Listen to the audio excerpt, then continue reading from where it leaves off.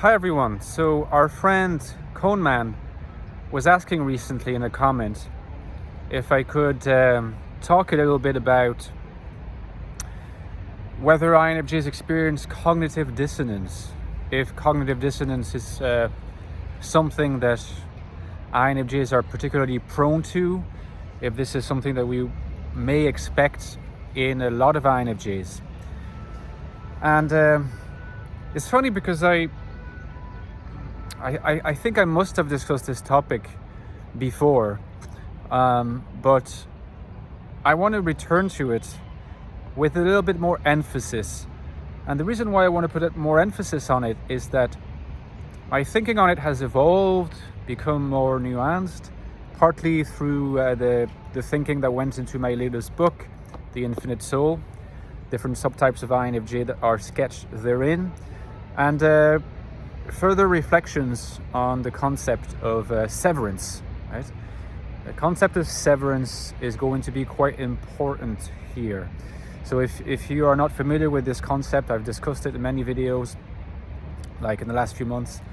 Severance, it's a concept that developed in the Infinite Soul, by the way. So if you want to hear more about this concept of severance, you can refer back to the book. Severance is an existential condition. It's not a cognitive condition. In this sense, it's similar to alienation. Alienation is not a cognitive condition. It has cognitive emergent conditions, okay? It has social emergent conditions. Severance is similar. It has cognitive emergent conditions and social emergent conditions. Severance, the quality of feeling like you're sort of being pulled in two opposite directions in your day-to-day life. Between the demands of external reality, the reality principle, you have a job, you have to interact with people, you have to pay bills, you have to engage certain people or groups that you're not a particular fan of, you have to face constraints, you have to have a responsibility, you have to kind of operate in a world that you consider not always amenable to self-fulfillment, kind of hostile, kind of superficial. A world that has a lot of constraints. That's the world, that's the reality principle, and that's the world that we're pulled in one direction toward that world, of course, because we're human beings and we're born in this day and age and so on. Now, on the other side, pulling in the opposite direction, as far as INFJs and INTJs are concerned, is the NI world. Right? And you probably noticed in the last few months, I started really referring to NI not just as a function, not just as a cognitive part of our makeup, but as a world. And hopefully you agree with me that doing this, shifting the vocabulary somewhat, has led to descriptive enhancement.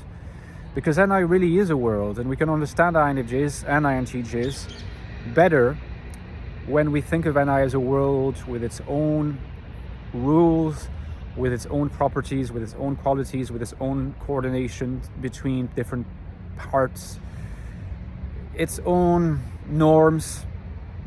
The reason that NI is a world is that NI is holistic. It's a holistic ecosystem.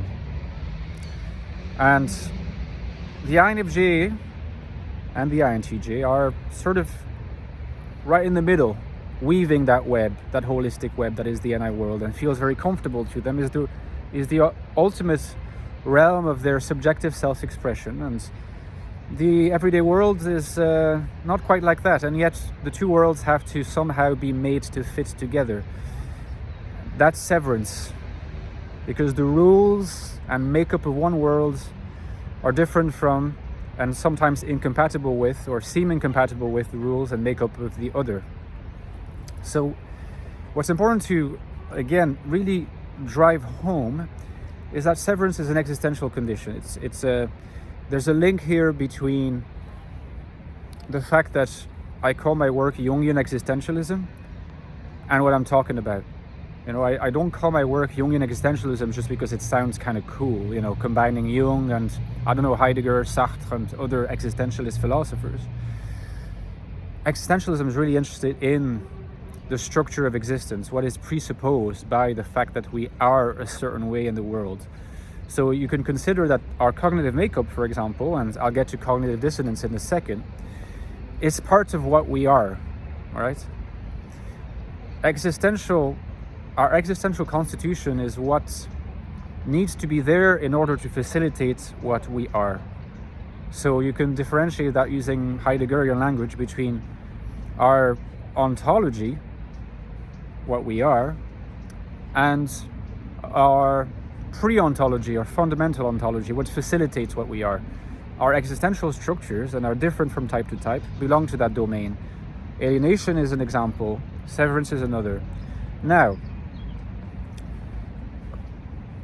is cognitive dissonance one of the principal reality/ontic manifestations of severance for INFJs?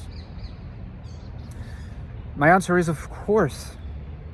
And I think we need to come to terms with the fact that cognitive dissonance is going to be one of the 2 or 3 most important manifestations of severance.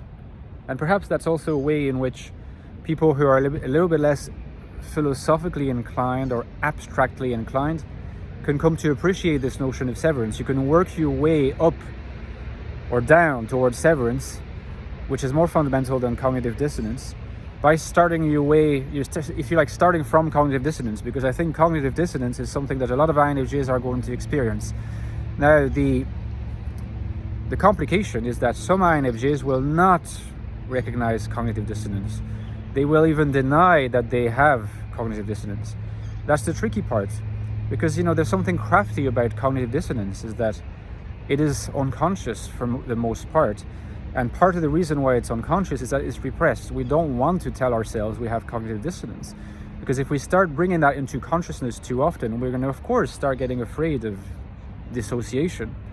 We're going to start being afraid of the specter of mental illness rearing its head, right? And it's not mental illness, it's just that cognitive dissonance is something that is going to really define the life of many INFJs, particularly those that are not spiritual INFJs in parlance that I've developed very recently. You can be spiritualized without being spiritual. And the cognitive dissonance simply comes from the fact that because we have to abide by the rules of external reality, but we also have to abide by the rules and values of the NI world, where we're going to be basically compelled and committed to 2 sets of values and ways of thinking and belief commitments that are in some cases not compatible. And you could argue, and that's what cognitive dissonance is. And by the way, that produces a lot of anxiety. A lot of the anxiety that INFJs feel is unconscious anguish caused by cognitive dissonance that is not brought out in the open out of fear of the specter of dissociation.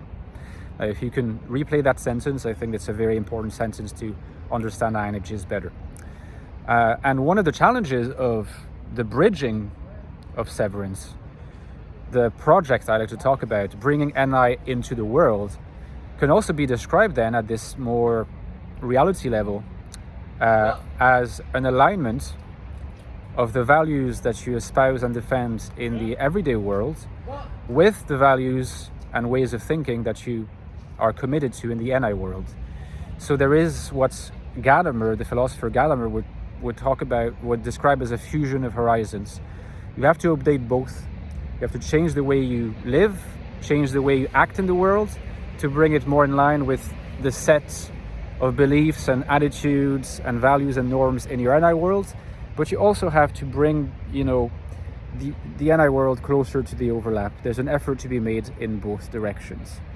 And that is sure to contribute ultimately to the reduction of anguish. And this is something that people can really understand, because it's obvious that the reduction of cognitive dissonance is going to lead to reduced anxiety. And that's the way in which we can also understand that the transcendence of severance is something akin to sketching a path towards spiritualization. So hopefully that was useful. Let me know in the comments what you thought. Give me a like if you enjoyed the vid, guys. And don't forget, I have written 2 books on INFJs where I go into these topics in more depth. Now, the Infinite Soul is my more recent one. Basically, the topics I discussed today are really explored in other depth in this one. INFJ life in the modern world, how INFJs can find happiness, purpose, and value in this world that we often see as very hostile. I talk about the different subtypes of INFJ, modes of living, so you should get this one as well. And if you have the book but haven't reviewed it yet on Amazon, please consider taking a few minutes, because it helps me so much with the referencing, okay? Ultimately impacts how much I get from the book as well.